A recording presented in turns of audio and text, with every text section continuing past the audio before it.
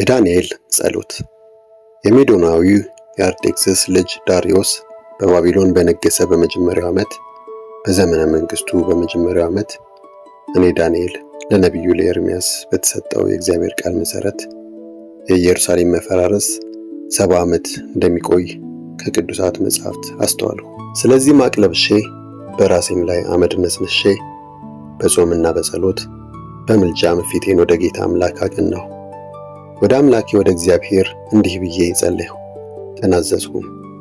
ከሚወዱህና ትእዛዝህን ከሚፈጽሙ ሁሉ ጋር የፍቅር ቃል ኪዳንህን የምትጠብቅ ታላቅና የተፈራህ አምላክ ጌታ ሆይ፣ እኛ ኃጢአት ሰርተናል፣ በድለናልም፣ ክፋትን አድርገናል፣ አምፀናልም።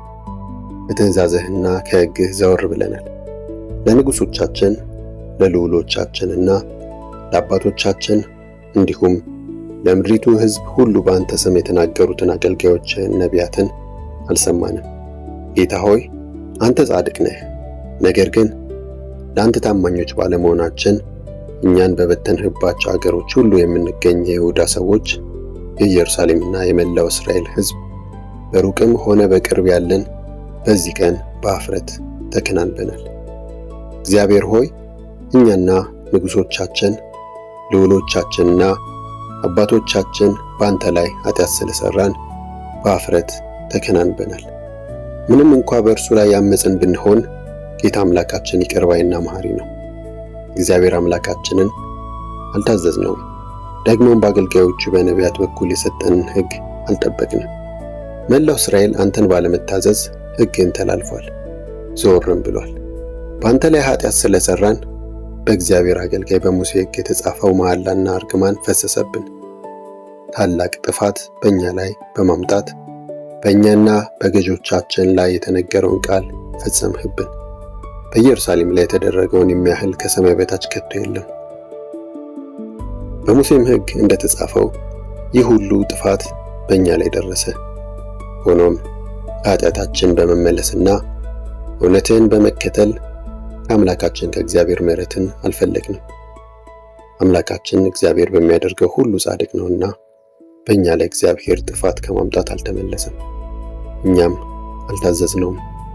አሁንም ሕዝብህን ከግብፅ ምድር በብርቱ እጅ አወጣህ፣ እስከዚህም ቀን ድረስ ስምህ እንዲታወቅ ያደረግ ጌታ አምላካችን ሆይ፣ እኛ ኃጢአትን ሰርተናል፣ አንተንም በድለናል።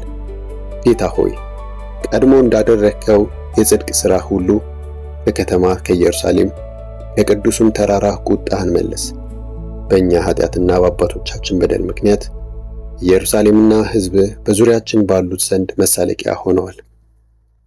አሁንም አምላካችን ሆይ፣ የአገልጋይህን ጸሎትና ልመና ስማ። ጌታ ሆይ፣ ስለ ስምህ ስትል ፊትህን ወደ ፈረሰው መቅደስ መልስ።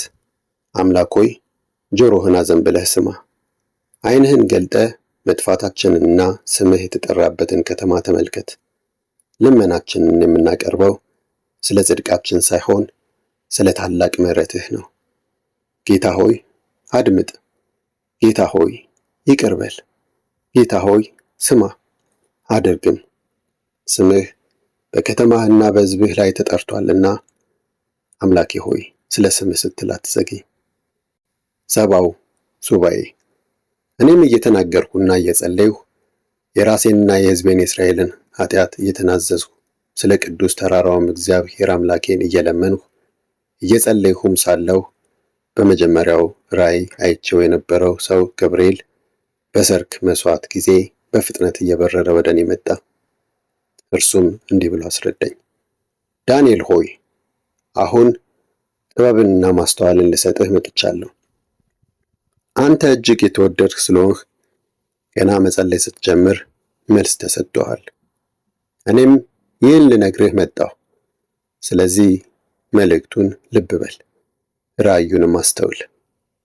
አመፃን ለማስቆም፣ ኃጢአትን ለማስወገድ፣ በደልን ለማስተሰረይ፣ ዘላለማዊ ጽድቅን ለማምጣት፣ ራእይና ትንቢትን ለማተምና እጅግ ቅዱስ የሆነውን ለመቀባት ስለ ሕዝብህና ስለ ተቀደሰችው ከተማ 70 ሱባኤ ታውጇል።